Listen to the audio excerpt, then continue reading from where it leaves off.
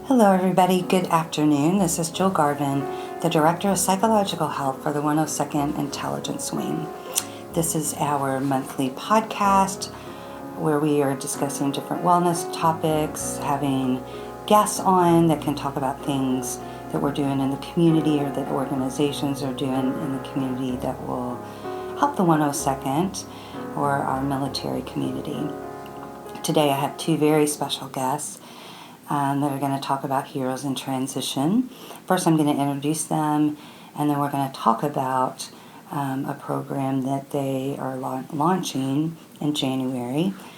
First, Sheryll Reichwein has devoted her career to helping others develop skills for their personal and professional success and well-being. For nearly 3 decades, she has been an Adjunct Professor of Communication at Cape Cod Community College. Sheryll's specialty is interpersonal communication, helping others to understand how their thoughts and feelings affect well-being and how to overcome negative effects of stress.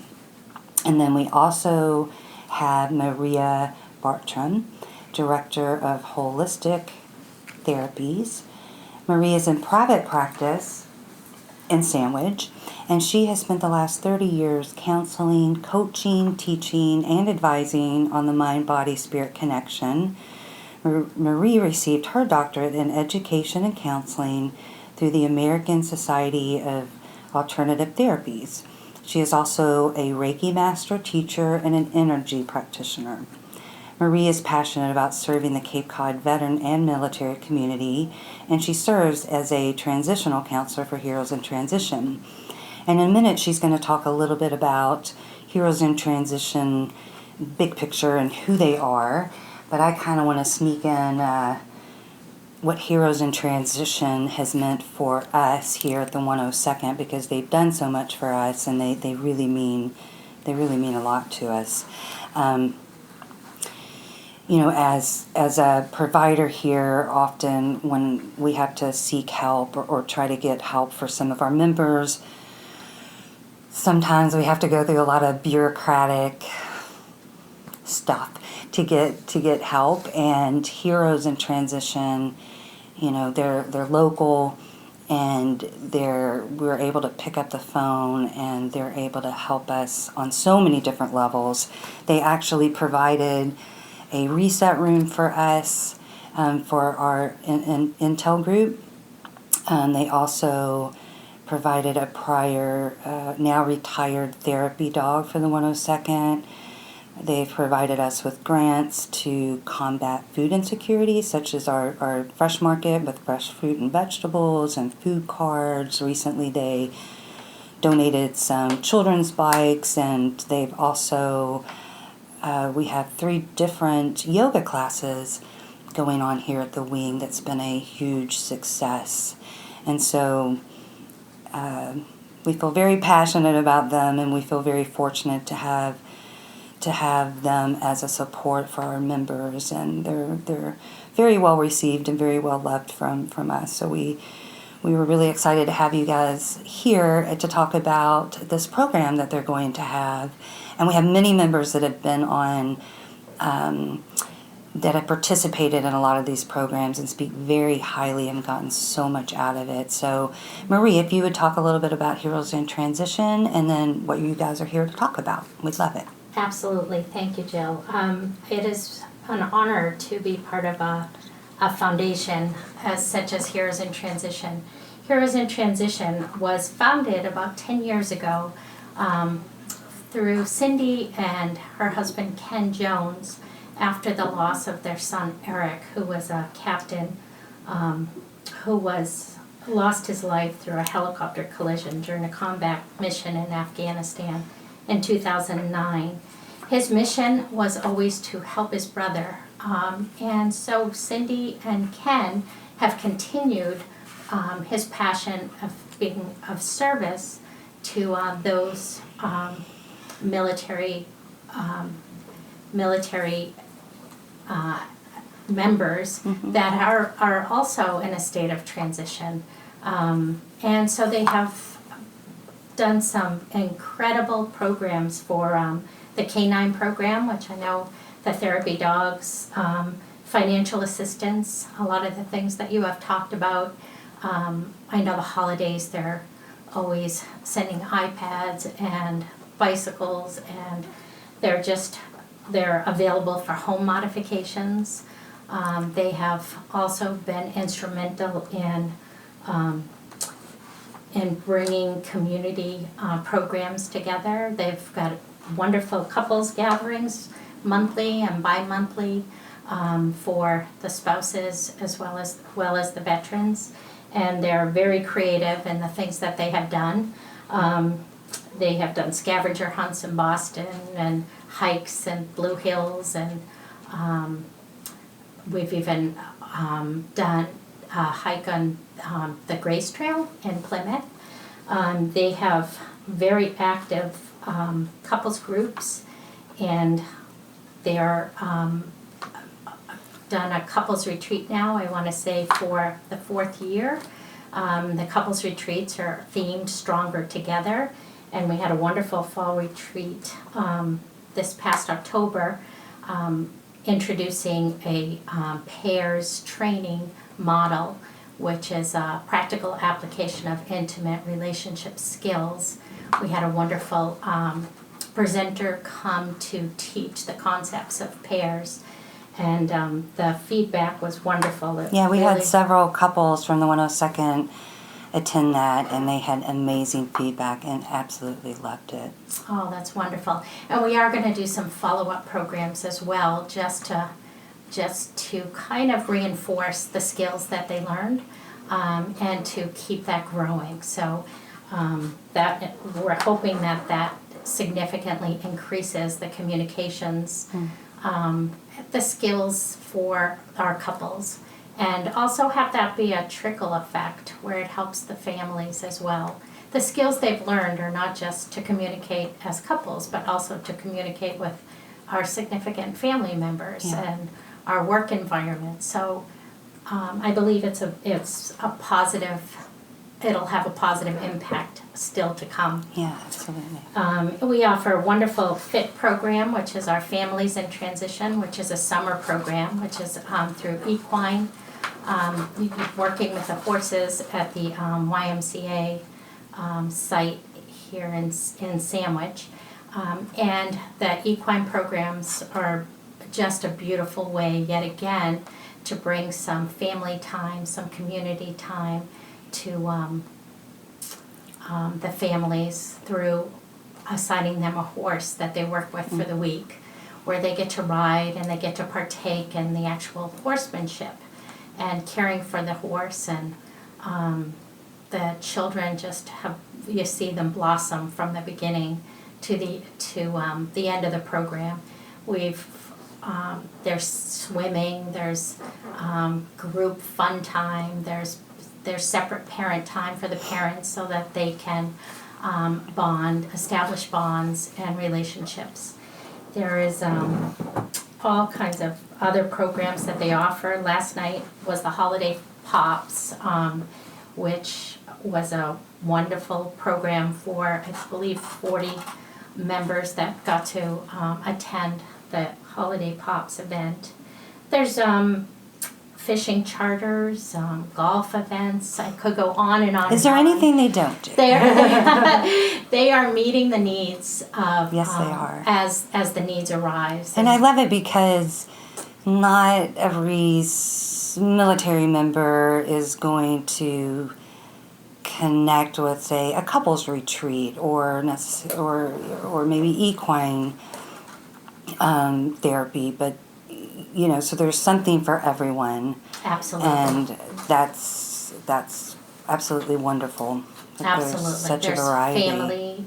Family events, bowling, pizza nights, and Cindy is so beautiful at being sure everyone is well fed. Yes. Every event. And she's an amazing cook. Yes. Oh, she is an amazing cook. But she's always certain that every event is. Well, and I said this to you earlier, that we have had an increase in the Guard and in the Air Force this last year in suicide for the first time ever. And I'm also the suicide prevention program manager here, and so the Guard and the Air Force and we here at the 102nd have really been trying to figure out ways to increase our sense of belonging and ways to connect with each other at the wing level.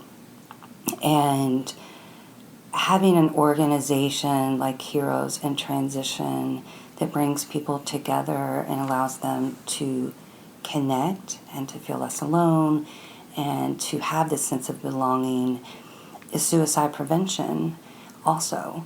And so, I don't know if they realize that they're also, really, really helping folks, want to live and improve the quality of their lives. So I know that I really appreciate that because it's something that we're really trying to do, and Heroes is helping us with that.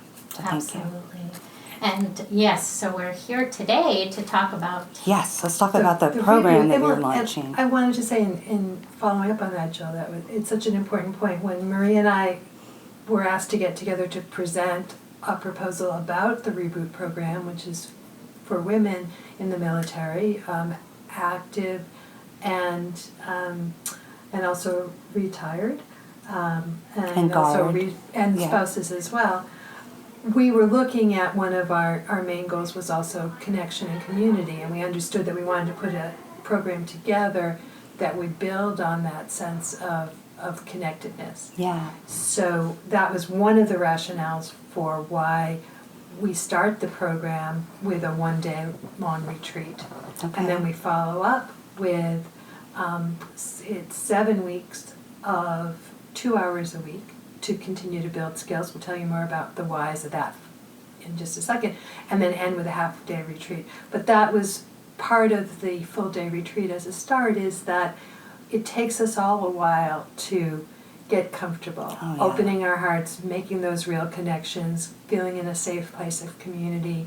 And we really felt that even though everyone's busy and to devote a full day can be difficult, at the same time, we knew that one of our top priorities was that sense of connection and community, and that's what we were going to be able to create. And is that how you sort of decided to come up with this program? Like, why is a program like this important for our military members? What we discovered, and I'd say we, that being Heroes in Transition, because this is something that they've been aware of, Cindy and Nicole and the board for a while, and last year, Marie can say more, they did have their first Reboot program, but they understood that women in the military specifically have some needs that aren't getting addressed in some of the other programs. Mm-hmm. And with a little research, we found that recently the Department of Defense did a study that found that about two-thirds of military women are experiencing stress due to being a woman in the military.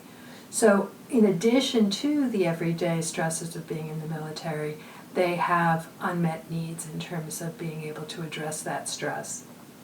And we also found that female spouses experience increased levels of stress when the spouse is deployed, as well as feelings of loneliness, depression, anxiety, and those things that I know that you're always addressing here all the time.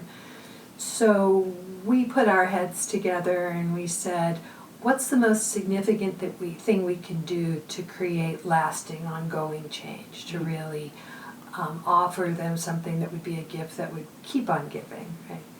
And what we knew is that we could have a positive experience, kind of create an oasis in a day in a retreat. But what we knew was more important, and what a lot of studies back up, is that when people feel that they have the tools and skills and confidence that they can meet that stress and manage that stress, it actually reduces the negative effects of the stress. It turns out that our attitude about stress, our ability to cope with it, has a significant outcome in terms of whether it's going to have debilitating effects or not. Okay. We also know that the nervous system, all of our nervous systems, whether in the military or not, we don't experience stress and trauma and then naturally are able to get back to equilibrium. It takes some help. Because when we're under long-term stress, what happens is we move into that fight or flight state, and there's actually more intense aspects of that which goes to freeze and what they call fold.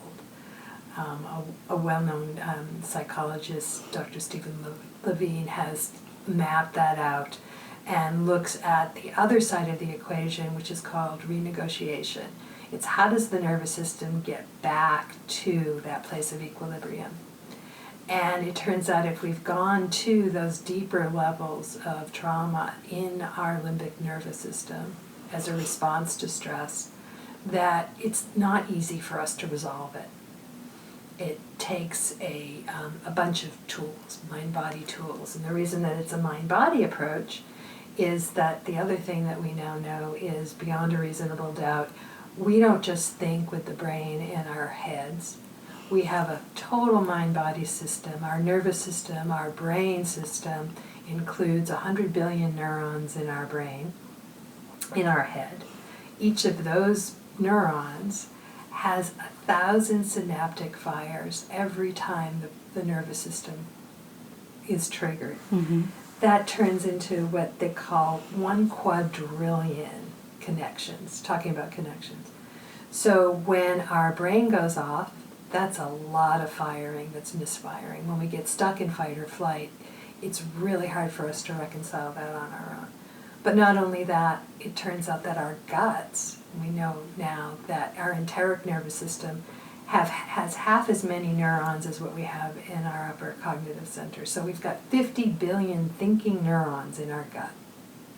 And so we know is when there's a stress response, that's why we can have digestion problems. That's why it turns into a whole lot of other emotional and physical responses.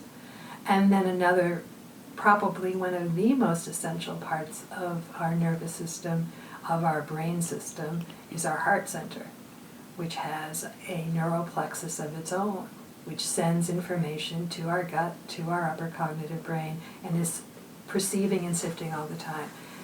And when we're not in connection, coming back to the being at risk for suicide and things, when the heart center doesn't feel safe, when we're not able to, when we're in fight or flight, we're not able to make that connection. And so the body goes into shutdown and despair, and there's lots of other negative responses.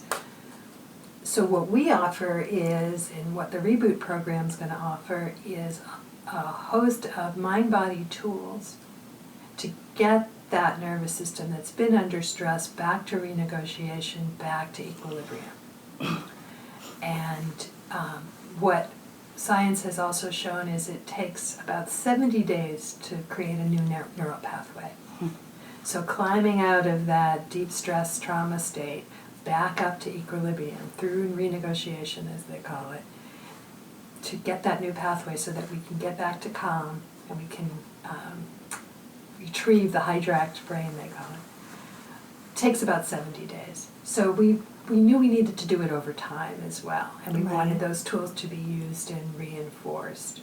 So we're offering meditation, we're offering Reiki, we're talking about self-care and nourishment, and emotional intelligence and lots of other things. I like that, if I can interrupt you really Sure, quickly, please. that there was a lot of science. Yeah. But I like that you mentioned that because I know that a lot of our military members here, who are very intelligent. I remember when we started, even with the yoga classes, and people kind of rolling their eyes a little bit, or when we say the word mind body, a little bit of judgment there. But then when you start to talk about the science behind it, and physiologically just kind of what is happening in our bodies, and how things change on a cellular level, and those kind of things, then people really do listen. And so I think it is important, for our members to hear that this just isn't, some feel-good thing, that there really is science behind it. It's very evidence-based. And It's one of the things to celebrate about the 21st century. And we won't go off into a segue about things not to celebrate in the 20th. Yeah. But one of the things that's really beautiful is how the mind-body wisdom that we've had for centuries even, Yeah. we might have known intuitively, and we've been able to see results. And Marie and I have spent a lot of our professional careers working with helping people get back to mind-body wellness. We now have the science that says the whys, that Yeah. backs that up. And I think it matters a lot because we tend to, the brain is a new frontier. There's still so much to be learned. We're only just scratching the surface. But part of what we know is there was a recent study done at Harvard that found with meditation, again, meditation's been around for thousands of years. But now what they can show is that meditation, even just 8 weeks of meditation, changes the cortical thickness in the hippocampus, which helps to create greater calmness, and reduces the size of the amygdala and the tissue around the amygdala, which is the fight or flight and agitation, anxiety. Yeah. So that we're not stuck with the brain we have. Those of us that grew up we're mid-20th century babies, we grew up in a world where the body was fixed. So mind-body doesn't make any sense. Right. But we now know That we it's can not. change. Right, we're not stuck with the brain we have. And that our choices, our everyday choices, we can heal no matter how old we are. We can heal and rejuvenate and create new pathways, new cells, and it's incredibly exciting. Yeah, absolutely. And Marie, tell them about Reiki and some of the new things they found about how that affects people. Oh, well, Reiki has been a big part of my practice. I have learned that in order for change to happen, it has to happen on a mind-body level. And so there's different practices of energy medicine that actually work with the energy field, bringing the energy field into balance and to a restful state where we know healing can happen. So Reiki is a practice, it's a therapy practice, hands-on, also known as a hands-on therapy, which is very gentle, non-invasive, and it has actually been, a lot of research has been done now, especially in the areas of suggesting that Reiki can decrease blood pressure, it can assist in the management of pain, depression, and anxiety. And it is a very simple, easy to learn practice. So part of our Reboot program will be to introduce Reiki as a self-practice, a self-nurturing practice where people will be trained in understanding a bit of the history as well as how to use Reiki, much like how to use breath, how to incorporate meditation into your practice, your daily practice. I can personally tell you that Reiki and meditation and yoga have been big life changers for myself, as well as for those that I have worked with over the years. I think the Reboot program is definitely inspired by a female veteran that had finished her career at the Air National Guard and was working at the Pentagon when her father, who lived on the Cape, was put into hospice, and she had sought me out to help her actually work through the loss of her father. And knowing that there was a lot of her that she felt she lost through her time in the military. So it was actually just bringing her inward, understanding the mind, the body, the spirit, and how to bring it all together to help her feel a sense of wholeness. And she will, say today that it was through that practice that allowed her to really integrate her military experience as well as her life now. Yeah. And she is a huge inspiration to me as far as what is possible and what is possible through working with therapies that are new, as well as science, therapies that are, I shouldn't say new, that have been around for many years, but I think we have a new sense of acceptance or awareness with them now. I have found in my practice, a lot of people don't want necessarily the old remedies of medication or therapy. They want something that they can be very active in, and they want to be a part of their whole healing process. So we have found that, again, moving, like yoga is a beautiful way to move through our emotions that are held in our body. Meditation is all about quieting our mind, and Sheryll has a beautiful practice she'll introduce for meditation. And for Reiki has been a lifesaver for me in so many ways. And so I get excited about the prospects of teaching and having fun. I think, I know we're talking a lot of science, but we're also talking about fun. Yeah. Coming together in a very lighthearted way to really address some issues that are affecting people in ways that they're aware of or maybe not aware of, but will become aware of during this process. Yeah, and I think as well, this is something that everyone needs. So I think that what we understand and what we're moving towards is that this is there's a new, there's so many things that are exciting, but there's a new branch of medicine recognized by the AMA, recognized with a new specialty called lifestyle medicine. And lifestyle medicine is about using mind-body tools before you choose medication, before, doctors are now instructed by the American Medical Association to make lifestyle medicine choices first. Yeah. So this is the way that we all need to have a toolkit of mind-body tools to help us to manage our brain system, to keep us young and healthy, and to understand how to use that. So while life is difficult and we'll often have traumas and stresses and emotions that we have to process that require and can use these deeper healing tools, these are also part of good, happy living, right?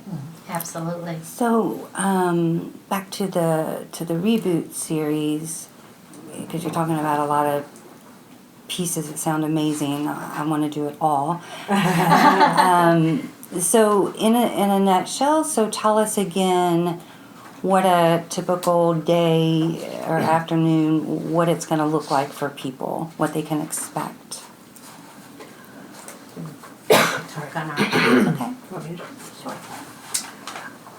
We're starting with a full day workshop retreat, as I had mentioned, because we want a day set aside where the group can come together, the women can get to know each other, and also where they can move through an experience. We're going to talk, in addition to yoga and meditation and the Reiki self-care that we've talked about, we're going to talk about self-care. We're going to have time, there'll be exercises, there'll be activities, there'll be things that'll be fun to share, and we're going to talk about some of the things that get in the way of self-care and self-appreciation. And for women, that's often a real challenge, because stereotypically women are not only, they're caring for everyone else, and they kind of come late on the list.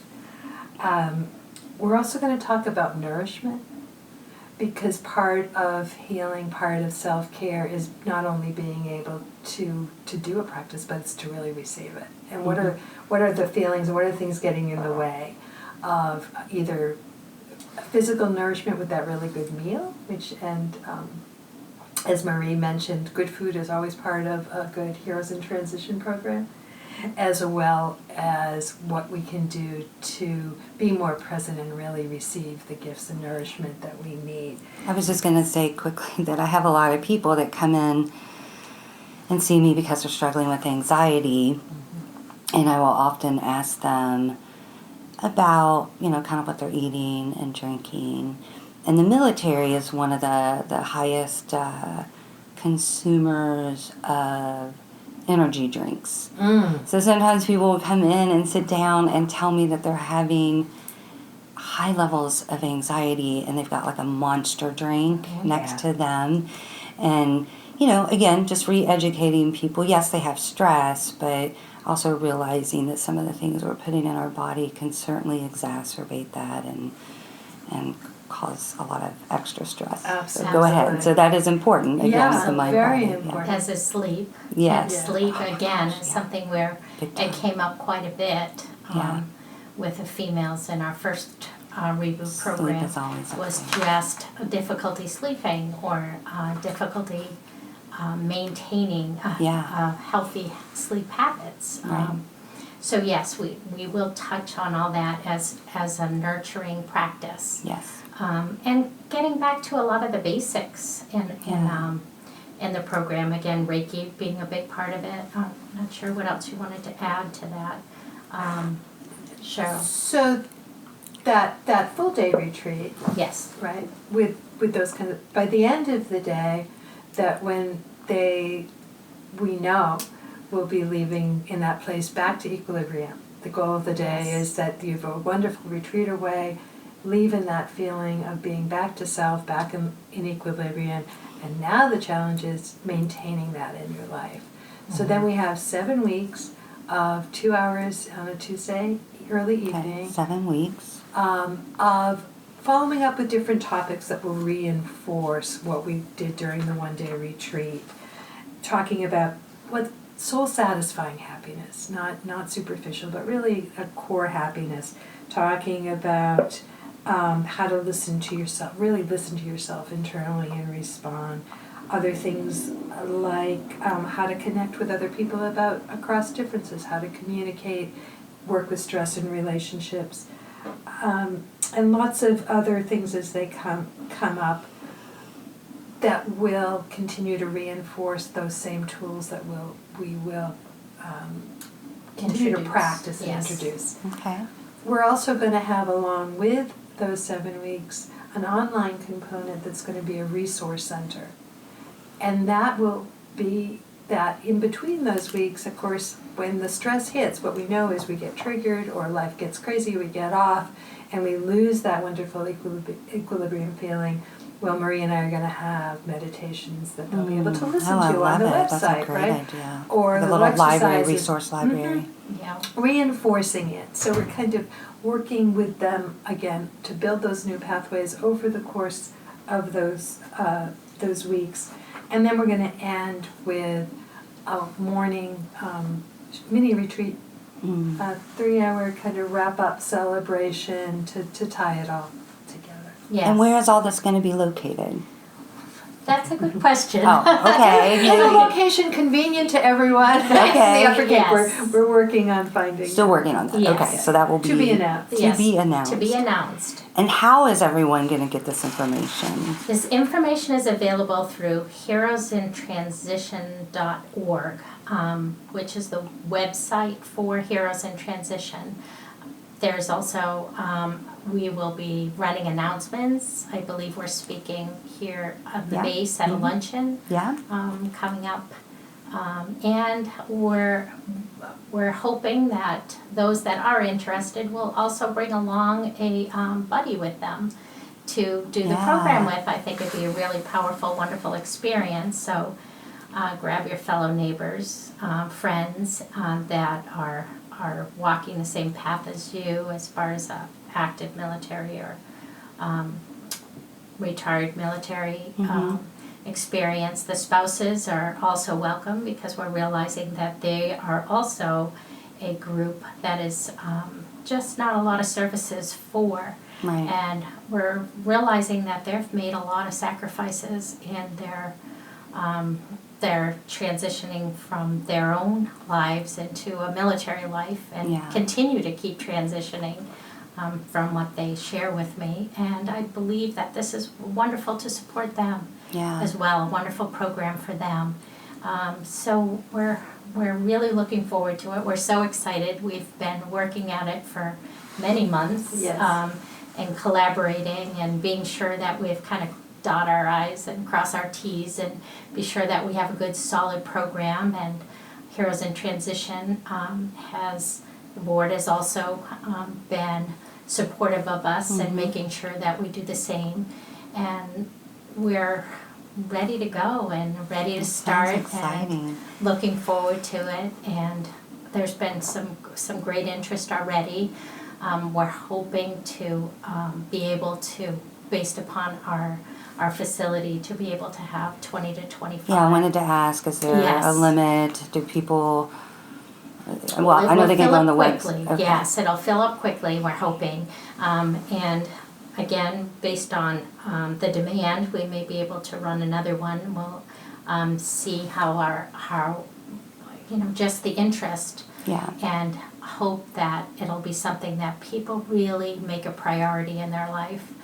Because again, especially as females, we're always quick to tend to everybody else's needs and not our own. Yeah. And now we're really just calling out to take care of yourself and spend some time nurturing you, and that's what we want to do. Yeah.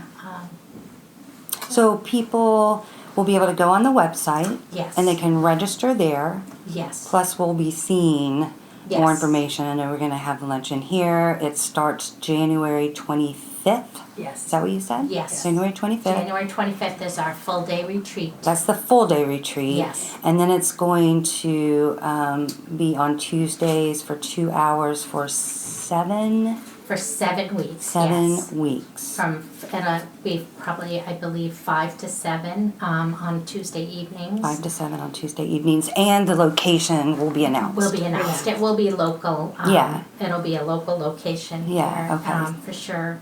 And then our final retreat day will be on the March 21st. That'll be the And that will final be our, retreat. yes.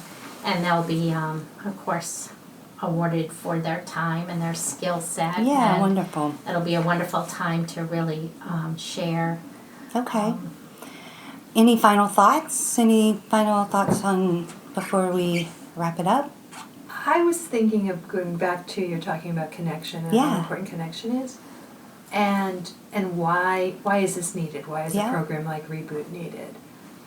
And again, one of the things that has been shown across the board is that when people are empowered, whether that's men or women, with the knowledge and the ability and confidence of knowing that they know how to manage their nervous system and they know how to get back to health and well-being and to that sense of self, that is the most powerful tool for combating stress that they have and for managing their life and staying connected and in community. Yeah, absolutely. Right. Absolutely. So as much as one of the other things that I think has been a misconception is that mind-body work is soft, that it's somehow, particularly when we're talking about women, and again, a lot of what we're saying sounds very serious, it's also the most single empowering thing that a person can do, truly. Mm-hmm. And so our goal really is to leave after the course with the confidence and the strength and the resilience to know that whatever life brings on, they're going to be able to meet it, and then they'll be able to share their gifts even more fully with the rest of the world. Absolutely. Thank you, Sheryll, and thank you, Marie. I really appreciate your time. Thank you. Thank you, Heroes in Transition, for everything that you do to bring this community together and everything that you do for our military and service members. If you have any questions, you can also reach out to me. My phone number is 508-237-6652. If you need to speak with one of these ladies or get in touch with Heroes in Transition, you can reach out to me. But again, all their contact information is at their website. And again, the website is heroesintransition.org. So all of their services are located on their website and more information and their calendar. And their Facebook page as well. Yes. So please like their Facebook page. So thank you again, and I look forward to hearing about your other events, and I can't wait to share this with other people because I know a lot of our our members are looking forward to attending this. So thank you. Wonderful. Thank you, Jay. Thank you. Thank you.